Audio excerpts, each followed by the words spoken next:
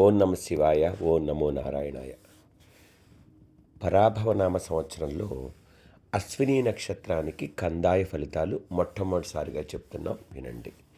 మరి కందాయ ఫలితం వచ్చేసరికి 4, 2, 4 అన్నీ సమసంఖ్యలే ఉన్నాయండి. కాబట్టి ఎక్కువగా శ్రమ పడాలి. శ్రమ ఎక్కువ పడితే అశ్విని నక్షత్రం వారికి బాగుంటుంది. శ్రద్ధ, సహనం కూడా చాలా అవసరం.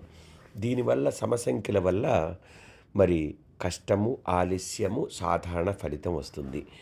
4వ సంఖ్య అనేది మొదటి 4 నెలలు, 2 సంఖ్య అనేది మొదటి 2, 4 నెలలు, రెండవ 4 నెలలు, మరి 4వ సంఖ్య అనేది చివరి 4 నెలలు. అంటే సంవత్సరం ప్రారంభం, సంవత్సరం మధ్యస్థం, సంవత్సరం ముగింపుగా చెప్పబడుతుంది.